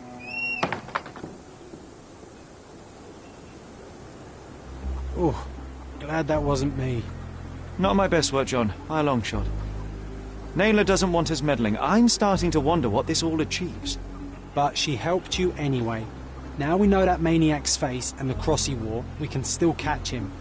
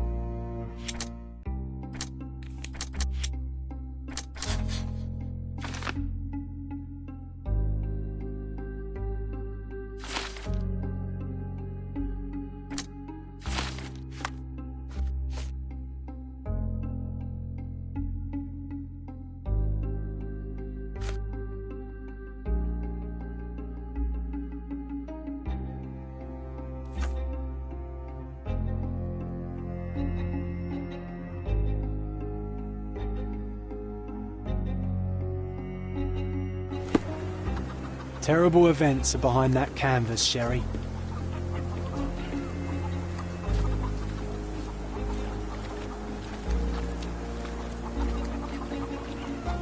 At least some of your kind have a heart. Thank you again.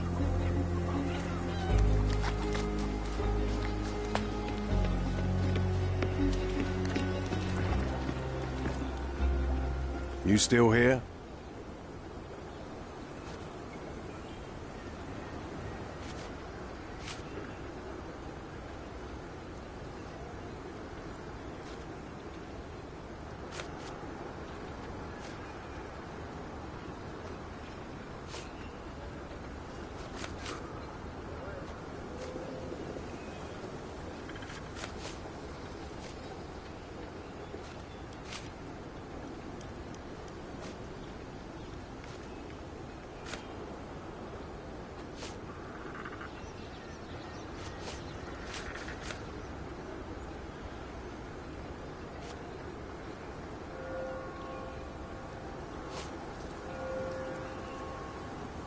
The intruder has a most peculiar tattoo on his neck, 2 lines and a point. Do you know anything about it? You really want to know, kid? Why? You want to play a policeman or something? I'm sure you have it in your records, so it won't hurt if I have it in mine. In my records, it's just a tattoo, as it should be in yours. Ah, to hell with you. Suit yourself as to what you're going to do with it. Off the record, though, such tattoos are often connected to a man named Mr. Niccolo Bernadotti. Bernadotti, you say? A respectable businessman in Scaladio. His company imports goods and wines, and smuggles everything that can be smuggled between the colonies and the mainland. His people can be identified by an obscure tattoo, just like the one over there our friend has. But these are all merely rumors, you see. If Mr. Bernadotti was a criminal, he'd be in prison now. Or hanged, right?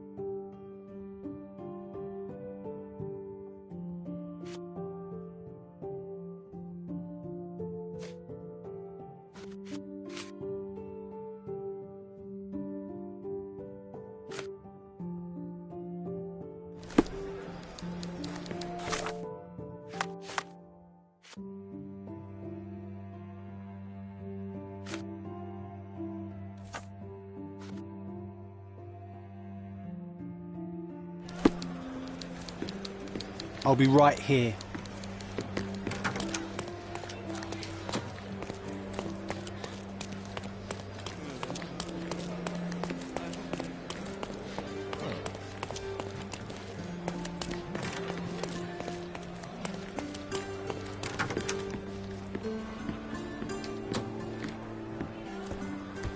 If you're here on matters of signing up for military service, come back tomorrow. Our department needs to straighten out some business.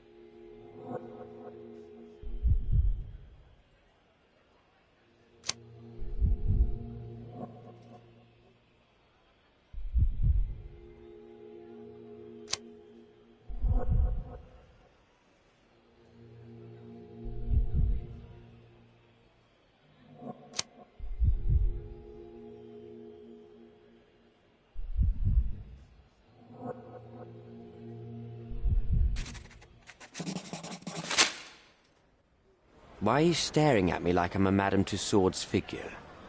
Didn't you hear what I just said? On my way here, I was wondering whether you might regret what you did. I tried my best to retain at least a shred of faith in humanity. I had hoped that you would hear her scream, see her face in your dreams, or at least once ask yourself how Naylor might feel. Who? Neither of my hopes were fulfilled. Why are you here?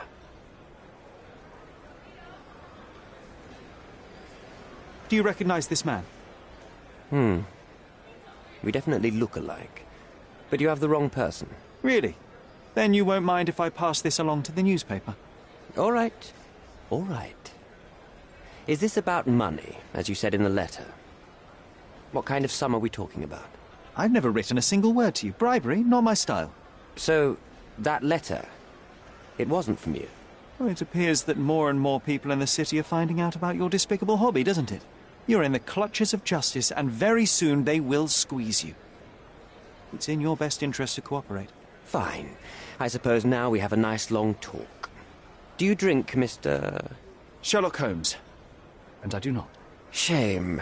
All the best discussions are accompanied by a glass of whiskey. But out of respect for you, I won't drink either. Respect? That's an unusual word in your mouth, Mr. Where are my manners? My name is Thomas Norton, a British envoy in Cordona on a military mission. So, where do we start?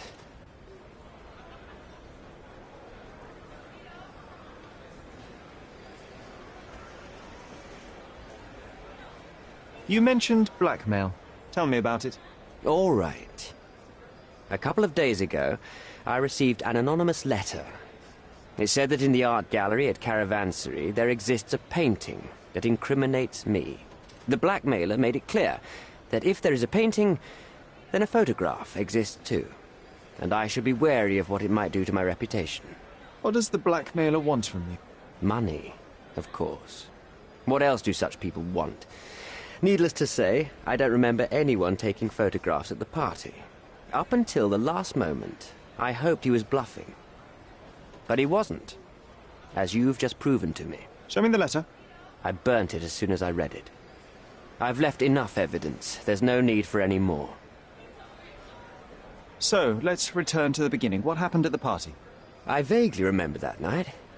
As usual at such parties, you meet people, you talk with them, they invite you to spend some time alone with them. What can I say? I got myself mixed up with the wrong company, and somebody must have mixed some psychoactive substance in my drink. After that, it's all blurry.